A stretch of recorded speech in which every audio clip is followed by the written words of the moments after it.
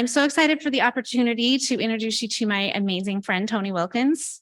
Toni, so Toni and I have a fun Brightly Needing connection. We've known each other since, like 2018, 2019. Toni reached out to me because she'd seen just my posts and stuff. And she said, I want to know more about your story. And we just met up and connected. And now Toni's taught me so much because she's a teacher and I'm becoming a teacher. So anyway, she is the oldest of 7 siblings. And she is a mom to all of her siblings. She's an amazing teacher. How long have you been teaching? 31 years. This new year, she's going to be like a coach. So coaching teachers, which will be great for my help. And then she is the mom of 3 children and the grandma to 2 beautiful boys. And she's been doing Brightly Needing since December of 2018. And you've lost over 200 pounds. Not all on Brightly Needing, but most of it. So we're excited. Thanks. Thanks for all my fan club coming here and supporting me. Because this is kind of scary, but I definitely want to thank Jenny for introducing us and saying, yeah, I reached out to her for help in the beginning. And now our story is coming full circle where I get to coach her and help her with her teaching. I don't work at her school, but I'm willing to share everything I know. So thanks to her. I did make a little roadmap of where we're going to go today, kind of how I want to approach this, a little introduction of who I am and who I am not, and who should plan to transition to maintenance and when to transition to maintenance, because I will tell you, when I came to the first conference, I snuck into the back of the maintenance class because I didn't want anyone saying, what the heck are you doing in here? I wasn't there in maintenance yet, but I wanted to know about it. So everybody should be here. I mean, we got lots of places to go, but don't feel any weirdness about it. Then section 3 is what I'm going to call mastery maintenance moves. So 10 little tips that, are good maintenance moves for you to make. And then the good stuff, the maintenance freedoms that I've been able to enjoy since getting into a body that can actually do some things, which is so fabulous. So let's start with who I'm not. I'm not an official BLE spokesperson. Just get that out of the way. And I'm not the expert in the room on maintenance either. I'm just someone who was here 3 years ago thinking, could I really do this? Am I going to try one more thing? And now I love what Joanne said last night about we're here when we need the help at the beginning. We're here until we don't need it anymore. And then we can turn around and help others. So that's what I'm hoping to be able to do today. Even though I'm not official and I'm not an expert, I have lost over 150 pounds since starting Brightly Needing and still maintaining my loss. So that's really the shocking thing, isn't it? Because I think that most of us can lose it. And I've proven hundreds of times I can lose it, but I could never maintain it. I'm not someone who has it all figured out. I sat right here in the resume class just before this one because I am still a maintenance work in progress. The work still continues. And who knew there was going to be so much work to do after you lose the weight? I thought that's why I was coming here, right? To BLE. But there's still so much work to do. And it's mostly on the inside. I'm not a crystal racer. I was a crystal racer 363 days in my first journey. What in the heck was I thinking? I wasn't thinking. But I let it be too late. We were traveling. Our dinner, we had to drive around and find a place. And it was just, nuts. The food that you think you can have and handle. I still struggle with weight and measured portions, especially when going out to eat, which I feel like I do more now in maintenance than I probably should. So that's my big line that I struggle with. I'm not a size 5, 7, or 9. But I am wearing white pants today. But I'm also wearing a size that is the smallest I can ever remember being in my adult body. And I'm also not someone who's happy with that number on the scale. I'm just not. And I struggle with this in my mastermind meeting almost every week. But same thing applies here. I weigh a number that I never imagined possible. So that's who I am and who I am not. Here's me and my lovely full self at 369 pounds. This picture was at my parents' 50th wedding anniversary, which should have been a glorious celebration. They were very happy. And lots of people came from their life and, my life. The entire time I was praying that no one would come up and talk to me while I was accidentally standing, because I could not hold my own weight up and talk and not get out of breath at the same time. In this picture, I remember my feet were killing me. My knees were on fire. My hips, it's just so much weight. And I just don't even know what I thought I was doing. Oh my gosh, I remember that shirt was a 4X, maybe a 5X. And I did not realize until I put this PowerPoint together that I'm still having that issue right there with the gaping right there. You know what I'm talking about? So at that point, I had tried every diet, honestly. Fen, I tried acupressure in my ears. Who knows how many times I joined Weight Watchers and lost weight. And then because you can still eat the flour and sugar on Weight Watchers, it just didn't ever work, right? And not only would I lose weight, I would gain it all back and plus more. So that's how I got up to 369 pounds. At that point, though, I was sure that the surgery was going to be my answer. So I'm like, I won't be so drastic. I won't do the whole bypass. I'll just do the vertical sleeve, which, sounded a little more reasonable, but it's not. You're still going inside there and cutting out parts of your body. But with that, I knew as they're rolling in on the stretcher, this is not going to fix my problem, because I knew the problem was not in my stomach. I knew it was something in my head making me eat and eat and eat uncontrollably. But everyone does it, and it worked for some people, the surgery, and it still does, I think. And so I was just praying I was going to be one of those people. It was the most miserable time of my life because I didn't prepare to lose food or lose the joy of eating or any of it. I just wanted to put stuff in my mouth. And so I was crying and calling people, is this what it was like for you? Am I ever going to be able to eat anything again? And they would assure me, yes, you are. But so I lost weight just because I couldn't put food in, could not. Lost 80 pounds. And then that's where I could start eating all the NMF. I was going to list them all, but you know what it is. The thing that kept me sane up until that point.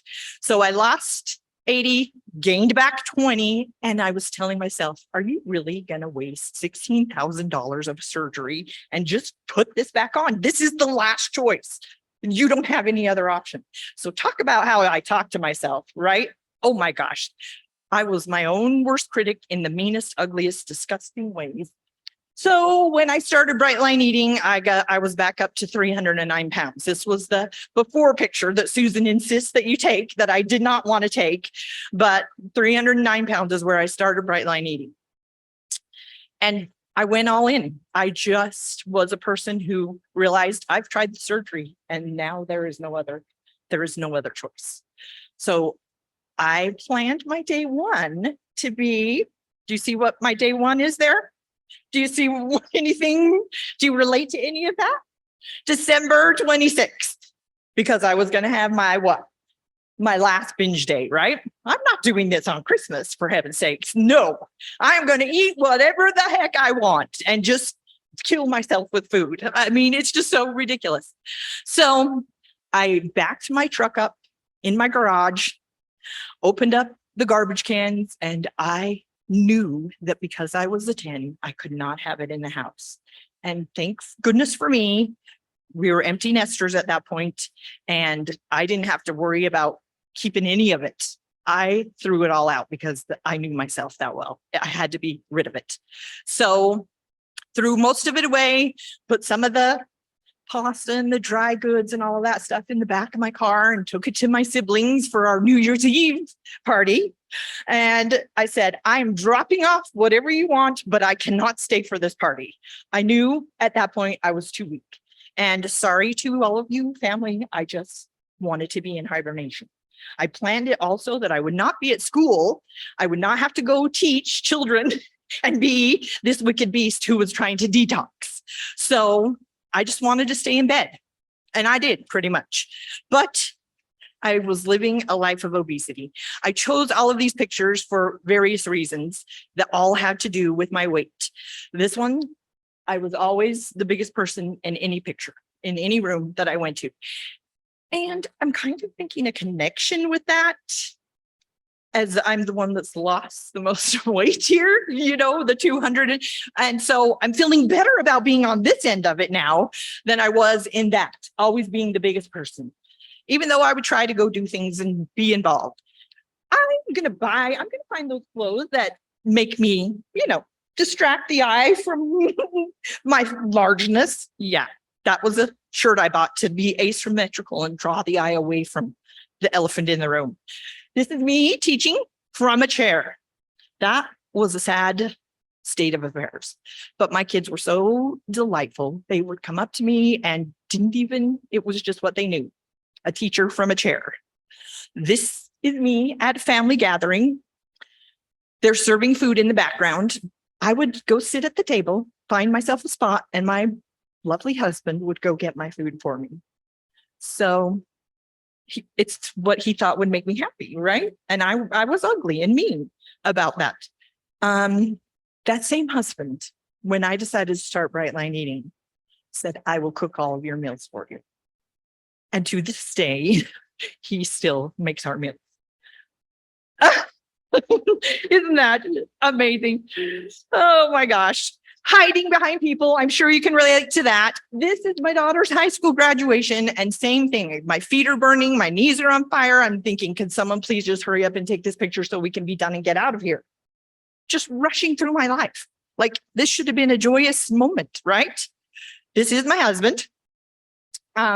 He's the brother of a teacher colleague that I had. She introduced us and the rest is history. But he came to our marriage with those two beautiful girls, and then we adopted our son. I put this picture in here because I just knew that they were embarrassed to be seen with me.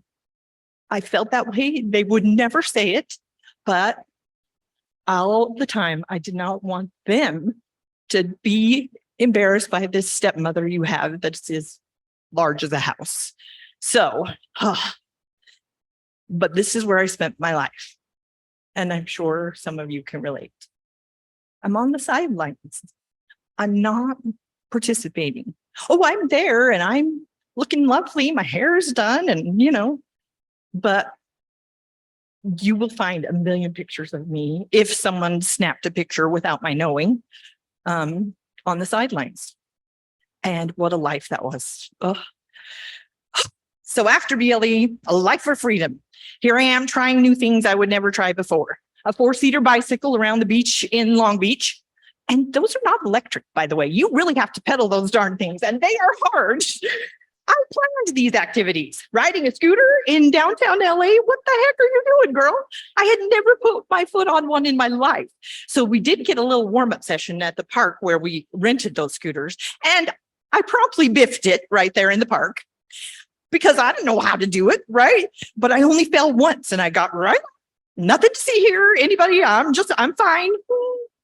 But I planned those activities. My principal asked me to do all of the planning of this trip, and I planned active things. You know what that other one is? Seatbelt on the airplane. Oh my goodness. Was I ever so excited when I didn't have to whisper to the little student, can I get an extender? Going by. So yeah, you bet I was going to document that one. being all sassy with my poses at cultural events with my husband. I don't know who this girl is.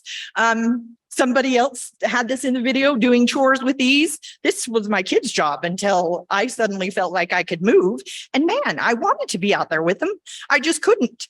And this is me on my trail up Ensign Peak. Those of you not from Utah, it's a kind of a historical place, and people talk about hiking Ensign Peak in an hour. And I'm like, really?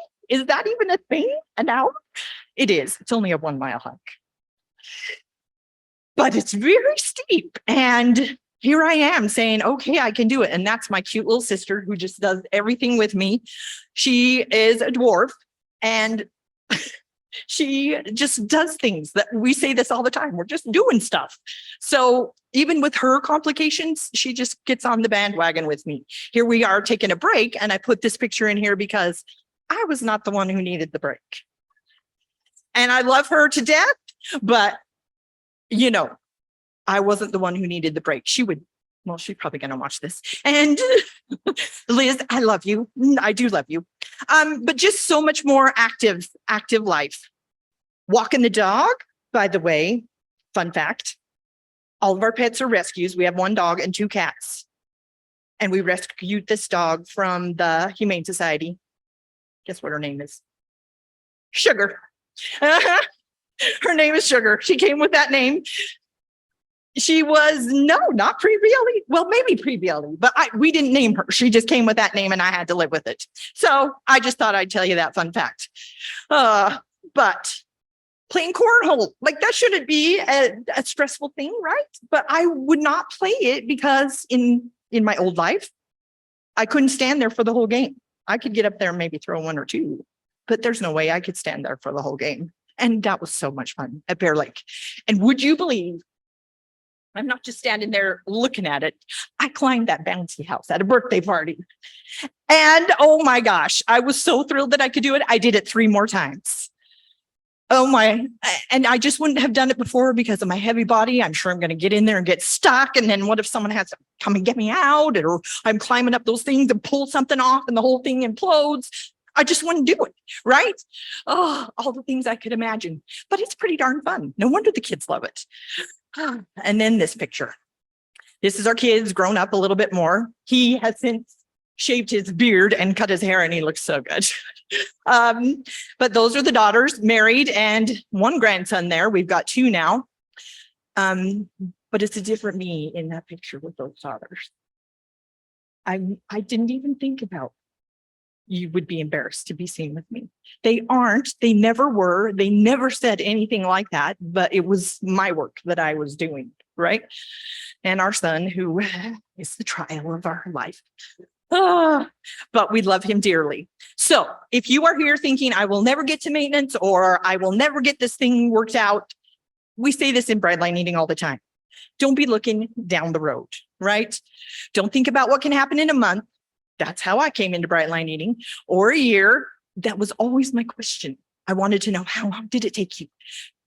How long did it take you to lose 100 pounds? Because I knew I had a lot of weight to lose. And I know why I was asking that, because when I started Brightline Eating, I was 53 years old. That's how long I lived in an obese body. And I just didn't know if I had it in me. You know, could I really do another round of this? And if it doesn't take forever, maybe I could do it. So how long did it take you? It doesn't matter. I have discovered that now. This is a lifelong process, right? Just focus on the 24 hours in front of you, or the 1 meal in front of you. And in the beginning, for me, that's exactly what it was. 1 meal at a time. But each one of those 1 meal at a time, 1 hour at a time, gets us closer to where we want to be. So that's all we're trying to do, is get closer to where we want to be. So who should plan to transition to maintenance? When I snuck in to the back of the corner in the maintenance class 2 years ago, I was not thinking it was me. I should not be planning to transition to maintenance. In all of my other attempts, I would lose 50, 60, even 80 pounds. But I was never a person who was going to get to maintenance because I just had too much weight to lose.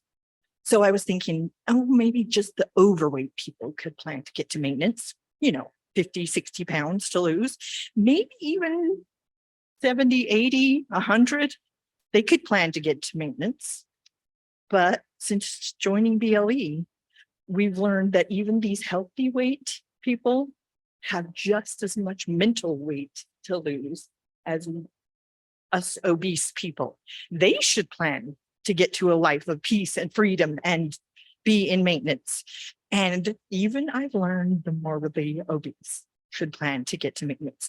Did you see Susan's vlog like 3 weeks ago where she said if I could go back and give one piece of advice to someone starting bright line eating, I'm like, oh, I better listen up. This is going to be good. I was shocked that she said you need a plan for maintenance. You need to plan for it. And if I had heard that at the beginning, I'm not sure if I would have believed it, honestly. But you get all geared up and amped up and excited in the beginning. You buy the scale, you get all of the, food out of your house and buy the right things. And your drawer of good intentions in the fridge is full of all that lovely stuff you're actually going to eat now. But I would not think that I need a maintenance plan of all things. She said it's because we get very used to the flow during the weight loss phase and we know what we're doing, and pretty soon it becomes easy. And then we get to maintenance and we're thinking, I have arrived. This is the magical place I've been waiting for my whole life, right? And then we just want to do it how we think other people are doing it. No, I put this on here because we see now in the BMI chart, they don't even call it morbidly obese anymore. They call it class 1, class 2, and class 3. Well, look at those numbers. They probably don't mean anything to you without this chart, but my height is 5'3", and where I started, between 300, well, let's just say 370. So my BMI was in the high 60s. It's not even on here. Was I a person who was thinking I was going to get to maintenance? Oh, heck no. Heck no. And if the numbers go like they do here, and we're just going to class 1, class 2, class 3, it all the way up to class whatever, I would have most likely been in a class 6. I don't know. But anyway, I am no longer there. And that whole chart, I can just look back now and see how far I've come and totally be shocked and amazed. Okay, so who should plan to transition to maintenance? The resounding answer is everyone should plan to transition to maintenance, right? And it's a thing. Even Susan says that in her vlog. It's a thing that we don't really think is going to be a thing. We think that's the magical place. And when I get there, I'll just do it. I don't know. Maybe some of you, where's Shauna? She's probably never had any issues. I don't know. She's been my coach, but I did maintenance by exceptions, just like everyone else when I first got there. We'll talk about that in a minute. When should I start my maintenance transition? So this is where now Susan's talking a lot about, it's a little more, what does she call it? Nuanced than maybe we once thought it was. It's going to vary from person to person because we have different body frames. A person coming from 369 pounds has so much excess skin. Thank goodness for clothes, she always says, and a little Spanx don't hurt every now and then. But my extra skin is keeping me from a number that I thought I would see. Same. Anyone else feeling that? Yeah. So that's where you kind of have to make some peace with some things. Do I want to see the number and drive myself crazy trying to get to a number, or we're going to have to make some choices? We do need to kind of get an eye on where our goal is that we want to be. So, and shooting from far out, we'll be taking a look at some options here. What is your goal range? And she has been saying this recently more and more. It's 100% your choice. I'm not a 5'7" or 9 like I thought somebody in maintenance should be at size, 5'3". I'm not. But she said, here are some ways you could try to determine your goal range. Have you ever in your adult body had an ideal weight? That would never work for me. because from 6th grade on, I remember being the largest girl in my class of 9 girls. You saw that I grew up in Cokeville, Wyoming, right? Yeah, my class had 17 kids in it, graduating class. 9 of us were girls. So I never have had a formal ideal body. You could use the charts and formulas if you're someone, feeling like that would be helpful. Me, not so much. The BMI chart, I do like that it has a wider range of numbers to see where you fall into. But here's where I really truthfully started. Any number that I could fathom. At 309 pounds, my first goal was 250. And that still seems so far away, so far away. And then she said, you can just adjust as you get there and see if your body's still doing this thing. And my gosh, if we want to talk about the dopamine hit of the weight falling off, if you're doing it with fidelity, I was not stopping at 250. We were flying right on past that. And then it was 200, and then it was 150. And so any number you can fathom, especially if you're coming from large numbers and you've got to allow for that extra skin. Clothing size, that might be a way you could determine your goal range that feels right sized on your body. Probably goes with your former ideal body if you had one. And then we have our trusted loved ones who will tell us things we may or may not want to know, right? Yeah. The problem with mine was that when everybody knew me in such a huge body, they were all so concerned for me. My gosh, are you still losing weight? How much weight? And blah, blah, blah. You got to stop. You really got to stop. No, I don't have to stop. So, you can use your trusted loved ones to a point, but also we got to consider our body frame and whether we're small, medium, or large built. Susan has a way of checking that with your wrist measurements, right? But factors to help you determine when to start your transition. Be looking around 5 to 10 pounds out from your goal range to consider making your first add. Now, you don't just make whatever ad you're feeling like at the time, right? I thought I'm in maintenance, and then if I'm out somewhere, I want to have fruit with my dinner. I'll just count that as my maintenance ad. I want to have some extra protein at lunch. I'll just count that as my maintenance ad. That's not how we make our first ad. We write it down, we commit it. What meal are we going to eat it with? And you've got to do maintenance the way Susan says we do maintenance.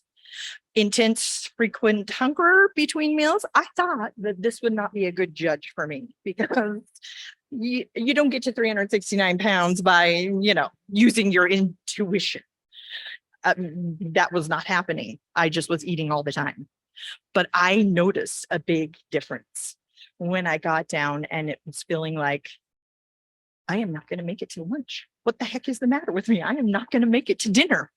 And so I really had to slow down and take a look at that and say, okay, what's going on here? I don't remember having this much brain chatter about getting to lunch or getting to breakfast or getting to dinner or whatever. So just really be in tune to those intense, frequent hunger between meals, because you burned up all of that extra fat that was burning during the weight loss phase, right? And now your body is saying, we don't have any, it's not any, but we don't have as much to burn. We need some more fuel here. So I looked this up when I was trying to find analogies that go with landing the plane and all of that stuff. And this was on a flight website. And I just kind of chuckled when I looked at it. For the crew, the descent phase involves communication, coordination, planning, and even some math, right? That is no different from landing your plane in bright line eating. We got to be communicating. And for me, I'm just going to say that communicating would be not to think I can figure this out on my own. It was a place I had never been in my life before. And so what in the heck do I think I'm trying to do figuring this out on my own? Reach out to people, communicate with people that are in maintenance. How are you doing it? Is this normal? Blah, blah, blah. Coordinating, planning, what is my next ad I'm going to do? And the math, I would say, comes with adding a certain amount of food to a certain meal and then watching what happens on the scale. You have to just really be in tune with that. Give it some time, see what happens. And if you don't like what happens, maybe take out that ad and try a different ad. There's all kinds of things you can do. So gets a little mathy there, but it's not something we can't handle. So let's examine some of the highlights you will deal with after leaving cruising altitude. Cruising altitude, that's when it was all beautiful and lovely and we knew what we're doing and we don't have to like white knuckle every little thing we're doing. We're getting ready for our descent. These are our maintenance mastery moves. Oh, I was going to, I better hurry. Mastery move number 1. For heaven's sakes, keep calm and just follow the freaking plan, right? I don't know why we think maintenance is this beautiful oasis in the desert. And now we can just go back and do all those things that we were not doing to lose the weight. We got to keep calm and follow the plan and the 1 day at a time acronym.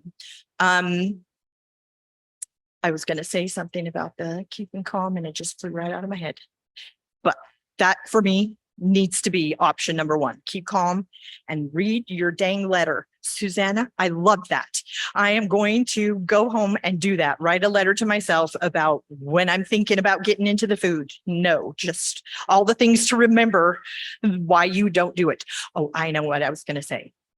What you did to lose the weight is what you have to do to maintain the weight, right? You might get a few more ads, but it's the same food. It's the same program. Mastery move number 2. This is a thing in maintenance. You got to come all the way in and sit all the way down. I mean, we used it all the time in weight loss, right? Why do we suddenly want to just forget all about that in maintenance? So for me, coming in all the way in and sitting all the way down is I've got to realize nothing changes in maintenance. Nothing changes. Choose and commit what your official ad or ads will be, which means you need to write it down and to which meal you're going to add it. Write down what you're going to eat the night before. Same thing we were doing in weight loss. Eat only and exactly what you wrote down. But this one, we're so hard on ourselves. I'm just going to speak from my own heart. Oh, I'm not in maintenance yet. I don't look like such and such, right? I don't weigh such and such. But you get to make that decision. You get to choose if you're in maintenance and is your body in a place where it's doing things you never imagined possible. Choose to belong in maintenance and just work your maintenance plan. Work a maintenance plan. You don't need someone else to tell you, oh, yes, you've arrived. Oh, now you look like you should be in maintenance. This is me thinking out loud about my own self. So you choose to belong. Mastery move number 3. Have we heard this a little bit? We are not on a diet. And I can remember them telling me this in Weight Watchers. You can't look at it as a diet. It's got to be a way of living. And for me in Weight Watchers, I don't know why that just bugged me. Don't say that. But in Bright Line Eating, it doesn't bother me in the least. I will eat this way the rest of my life because I am someone who lived a miserable life up until Bright Line Eating. So it's not a diet. I don't even think of it as a diet. I'm a school teacher and people like to show you their love with food and goodies and snacks and the break room. Oh, it's Teacher Appreciation Week. Let's have a big full buffet for 5 straight days, Oh my gosh, people. So when I walk in the faculty room, which now I can do 3 years later after, maintenance, I couldn't even go there in the beginning. I just could not be around it. So I did a little bit of isolating, but it was isolating to protect my Bright Line Eating, right? Now I can go in there and just take my little sparkling water or get out my lunch bag and everybody will say, oh, you're so good. Toni, you're so good. Yes, you have I just wish I could be like that. And you cannot transfer this knowledge we have gained. It's not about being good, right? I'm not resisting anything anymore. I am just doing what I do in whatever situation I'm in. Yeah. So if you don't think of it as a diet that eventually I'm going to be done with, it will change your life. It's a way of living and it's a way of eating. And that's the reason it works. We are living a bright life here. And as soon as we surrender to that, it's the answer. Surrender. Mastery move number 4. Yes. Am I a bright or a slight line eater? I think I've heard Susan say this a couple of times in her vlogs, and I just thought it was so hilarious because they sound so similar. And we know the huge difference between the two, right? So when you get to maintenance, you still have to ask yourself the same questions. Am I a person who makes exceptions occasionally? Am I a person who snacks during the day?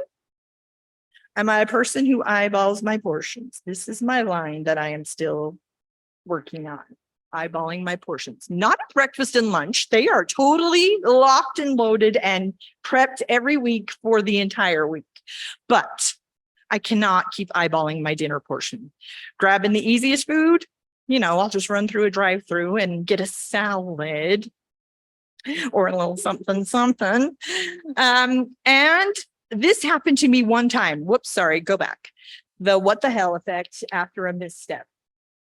My mom died during COVID, and it wasn't from COVID.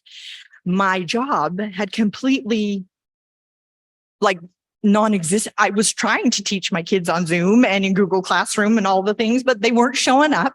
I suddenly felt like I don't matter anymore. My mom's gone. I got to take care of all these siblings and be la la la. And looking back now, I should have realized this is a turning point for me if I don't come in with a solid plan. I collapsed over the dumbest thing. I went with my brothers and sisters to an Airbnb. We were trying to connect after our mom passed away, and sitting out around the campfire.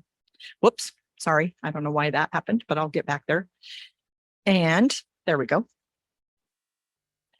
Why those roasty things? Why would that be my thing? If I was planning to have a break on sugar and flour, it would not have been those.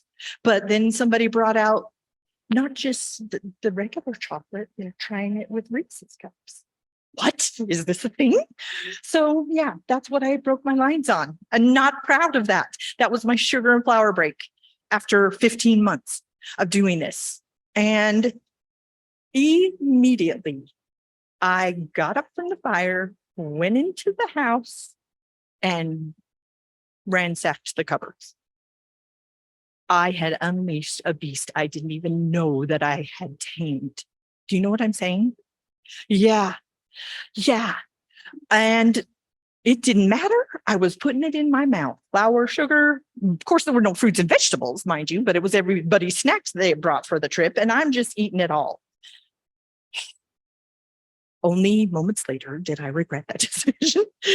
But I was sick. I didn't throw up, and I was quite miserable. But thankfully, I was 15 months into it, and I knew, Toni, if you don't get a hold of this right now and resume tomorrow when you wake up, you're done. You will lose your lines and gain it all back. So I resolved that night before going to bed, I'm going to resume tomorrow. And I know it's going to be hard. Did I know how hard it was going to be? No, but I will tell you, I did not. I resumed the next day, but it was 2 weeks. I wrote it in my journal of that brain telling me, how about now? What about that? That's not too bad. I just can't even believe the peace that I had lost and how much that brain wanted those foods. So we got to shore up our identity in maintenance. I still am a person who does not eat flour and sugar. I do not eat between meals. I weigh and measure my food. Dang it, I'm going to do it. But this has changed my life. Plan and prepare my meals ahead of time and just commit to resume immediately after a misstep. We don't need to go breaking every dish in the cupboard because a cup fell out, right? We don't need to be throwing out everything. My dad used to say that all the time. James Clear, in his book Atomic Habits, talks about how hard it is on your psyche to see yourself making decisions that you know are destructive. You know you have a plan, you want to work your plan, and you think you make a choice not to. When I broke my lines over the campfire that night, I thought I made a choice to do that. I really didn't. My brain just went into its old routines and patterns and making me do ridiculous things. So we've got to put more votes in for the people we want to be. And that was my next morning. I don't care. My brain can scream at me all at once, but I've got my meals. I know what I'm going to eat. I have to be away from these people with all their snacks if that's what it takes.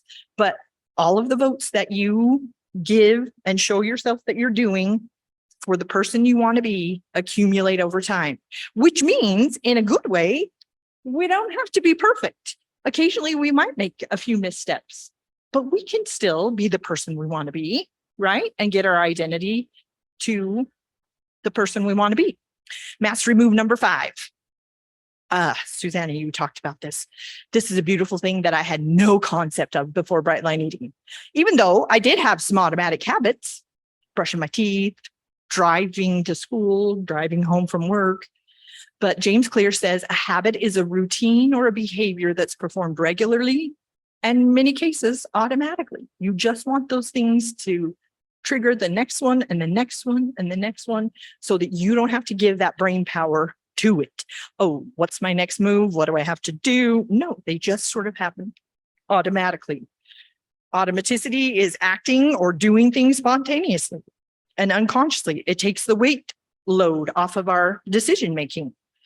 And, if you read the Atomic Habits book, he had a severe brain injury and was trying to recover from his brain injury. And he says, the only way I made progress, in fact, the only choice I had was to start small. A lot of times for me, when I'm thinking about losing weight at 369 pounds, I'm looking at that. I have to at least lose 200 pounds. And that is not starting small. That is not starting small at all. So that really spoke to me in his book. We've got to start small. And how do we start small? With those little habit stacks. These can be anything you want. And Susanna, I love that you do your meditation before you even get out of bed, putting in an earbud. That is brilliant. I'm going to try that because we've been talking about meditating in my mastermind group and just finding the right time and place to do it. But those little small things add up to big things over time. I'm sure I'm preaching to the choir, but this is just so beautiful. You don't have to be perfect. If you want to master a habit, the key is to start with repetition. You just have to keep doing it over and over. And I love how in his book, he says, never miss 2 days. Like he wanted to become a runner and maybe he couldn't run 2 miles one morning, but could he go for 20 minutes? Even that little thing says to yourself, this is a choice I'm making to become the person I want to be. Just try not to miss 2 days. Mastery move number 6, meal prep. Bless Shauna Murph's heart. I don't know how, it was through Jenny actually that I fell into a Getting Games team with Shauna Murph. And I knew that she coached lots of people in maintenance, but I didn't need her help. I got this figured out, right? I can do this. I'm not going to reach out, and I have a little bit of an isolator too, I'm discovering. When I finally said, okay, clearly I am not doing maintenance the right way. This is not peaceful anymore. It's not easy anymore. I'm wanting to add this to, certain meals. It's not fun anymore. I've lost the fun. I reached out to Shauna and I said, all right, I need some help. And bless her heart, she said yes, but she said, we're going to do it for 6 weeks. And I want you to take a picture of your food every night and text it to me, the food you're going to eat the next day. Oh my gosh, really? Every single night, get all my meals right? What about just breakfast? And so I did that maybe for the first week. And then I'm like, there has to be an easier way, Shauna. I do not want to do this every night. She said, well, you got all the stuff out already. Why don't you just make 5 or 6 or 7 of them, right? And that's when I had to ask myself, am I a person that could be satisfied with the same food every single day? I wake up every day that I'm grateful, and I'm grateful that I still want to eat this way. I still want to do this, and my food tastes good. And yes, I'm perfectly fine eating the same thing meal after meal after meal. And this is where I've moved away from my husband a little bit. I actually make those meals. There's nothing hard or fancy about them, but now I am making my own meals because I'm not cumbered down by my weight anymore, and I want to do it. So I have been eating these same meals, variation with the fruit in the yogurt and that's flaxseed and oatmeal. But I just get them ready every weekend so that they're all ready. Funny story about this. My husband said, oh, well, now that school's out, I guess you won't have to get up or take the weekend to get your meals ready anymore. I'm like, am I doing it just so I don't have to, school and grab and go and all of that stuff? Is that why I'm making my meals? Turns out it's not. Turns out it's 700 less decisions I have to make. Right? That is why I'm doing it. I want it in the fridge. I want it to be the easiest thing to grab. I want to just know that it's there and ready to go. I am not making this ahead of time so that my morning is a little easier. Right? Okay. Mastery move number 7. When you see these on cars driving around, you're like, oh, okay, I can turn off my road rage for a minute, right? So I can be patient here. We need one for BLE. Please be patient. I don't know, pickle brain on board or something. You have to be patient with yourself. You have to believe in yourself and you have to be unstoppable. We want our weight loss to look like the red, right? But it doesn't. And our maintenance looks like the green, even stretched out like that. You just have to be patient with all those ups and downs. Mastery move number 8. This is my favorite. One of the most effective things you can do to build better habits is to join a culture where your desired behavior is the normal behavior. Because don't we know that not eating flour and sugar is not the normal behavior? So community. I cannot speak highly enough about this. Here is my mastermind group. Lydia is joining us virtually from Nashville, and Kathy drove from Detroit 3 days here. How great is that? I'm thinking it's to support me, but I'm pretty sure she wanted to hear from Joanne too. I love these ladies. We have been together for 5-ish years, going on 5 years, and we have been through a lot of learning and healing and growing and just love. We support each other. We don't judge. We are where we are. We are who we are. And I cannot speak highly about a mastermind group, speak highly enough. These are my Getting Games teams. I just got involved and I'm not really a getting involved. So this was big for me. I like to buy the merch. Vanessa Knuckles designed this shirt for us, and then Krista Morgan put it together in a shirt for one of our Gideon Games teams. I thought that was so adorable. Go to the meetups. In case you ever wonder what Susan Pierce Thompson's husband looks like, that's him, David. He came to a meetup in Park City, supporting his wife. That's when I met Susan Pierce Thompson in that body. But I was bound and determined to go to that. I even planned for a substitute. And if you were a teacher, you know what planning for a substitute is like. I took the day off to go to the meetups. If you're not an in-person kind of gal or guy, you can do the online Facebook community. The weekly vlogs that she always says for fun and for free are amazing. You can buy the books. But those of you who are members, can you even believe the vast array of education that is in there? It's priceless, isn't it? And for me as an educator, learning from another educator, I mean, I just know that this is not found anywhere else in the world. She knows her stuff. She believes in it. She believes in us. And whatever you need, you can find in that membership at whatever time you need it. Mastery move number 9, don't do this alone. Don't do maintenance alone. You will be much more successful if you get a guide and have someone to walk through it with you. And if you're part of the membership, we have coaching from very, very professional people and all the things that go with coaching. One last mass remove. Ask yourself the 4 questions when you're about to make a food ad or a food choice. Do I have peace about this? And she says you can tell yourself you have peace about it. But if it keeps niggling at you and niggling, you probably don't have peace about it. Is it a healthy choice? Is it messing with my weight? If it is, we might need to try something else instead. And is it escalating? I had a wall of orange vanilla polar seltzer water in my house because I was afraid the next time I went to the store, they weren't going to have my specific flavor. So every time they had it, I would buy it. And it was just stacking up in my house like crazy. You'll know when something is escalating. It will kind of be a little bit shocking. So here's my maintenance freedoms. I will just tell you, my life was being lived in that tiny little bubble in my comfort zone on the sidelines, not thinking I was participating, but not really participating. Here I am now wearing white pants in front of you talking. I would have never done this in my life before. So I'm not going to say a lot about these next maintenance freedoms, but if you know, you know.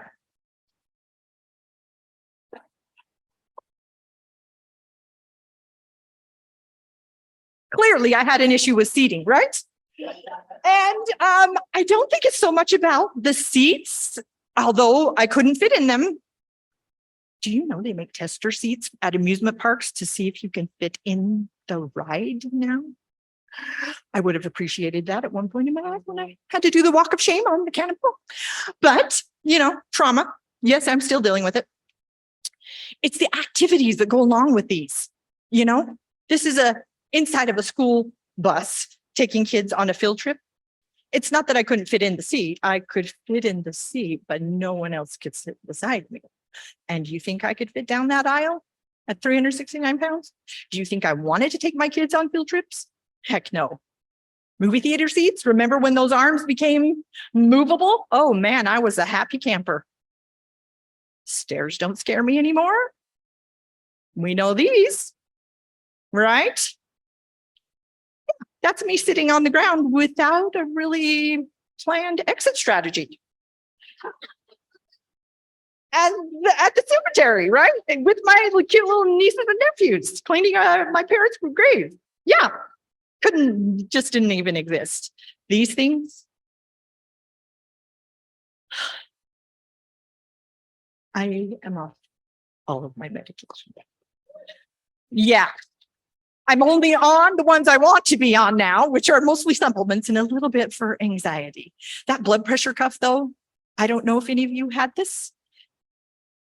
They have to dig down in the bottomest drawer to find the cuff that will fit you. Oh, I don't know where that cuff is. Let me go ask them, please. Yeah, it wasn't just about taking my blood pressure. My belly rubbed against my steering wheel almost my entire adult life. Put a seatbelt on? No way. Didn't even stretch out far enough. But my biggest maintenance freedoms, you guys, I just don't want to get emotional about this, but I would not be able to be part of their life. I just love them. So ultimately, it's your commitment to the process that will determine your progress. It's not the goal you have. It's not that I've got to lose 50 pounds. I've got to lose 100 pounds. Are you willing to do the process, those little steps every day? That isn't even me at my lowest, but that's the same shirt that I wore to my parents' 50th wedding anniversary celebration. So this is me on top of Enzyme Peak for the first time ever. And I'm telling you, I could do that hike every day. And that is a maintenance freedom. Thank you, everybody, for being here.